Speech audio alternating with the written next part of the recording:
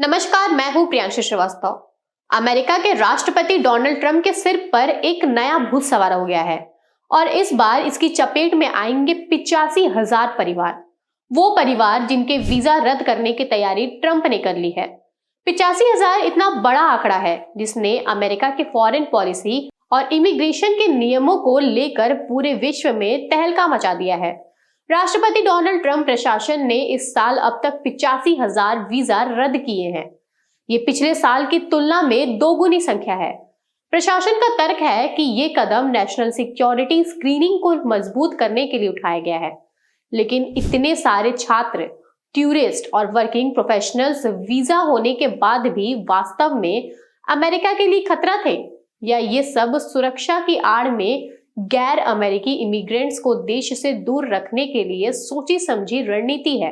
आज हम समझने की कोशिश करेंगे कि ट्रंप के वीजा साइलेंट किलर मिशन के पीछे का असली खेल क्या है।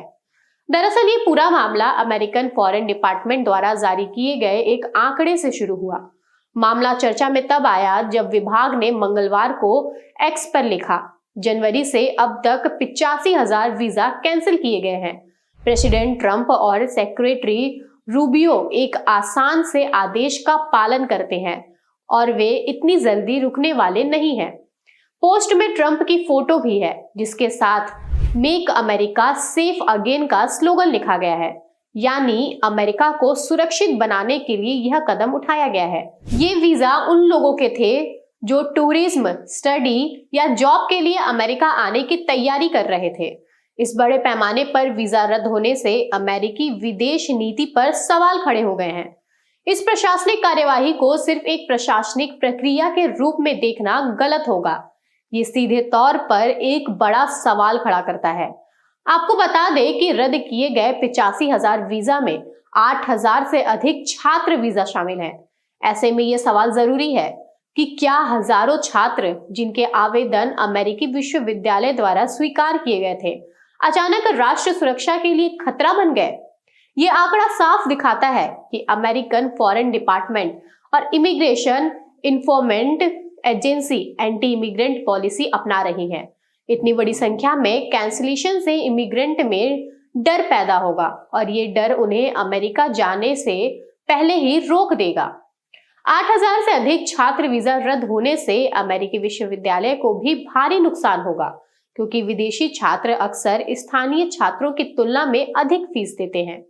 इस पूरे मामले को और 85,000 वीजा कैंसिलिंग करने का ये पूरा प्रोसेस सीधे तौर पर डोनाल्ड ट्रंप की मेक अमेरिका ग्रेट अगेन की रणनीति का हिस्सा माना जा रहा है। ऐसे में ये कहना बिल्कुल गलत नहीं होगा कि इसके तहत वीजा को एक राजनीतिक हथियार बनाया जा रहा है।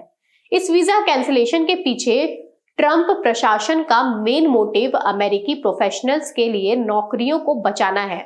इसीलिए वीजा नियमों में सख्ती करके प्रशासन उन विदेशी प्रोफेशनल्स को बाहर रखना चाहता है जो कथित तौर पर अमेरिकियों की नौकरी ले लेते हैं।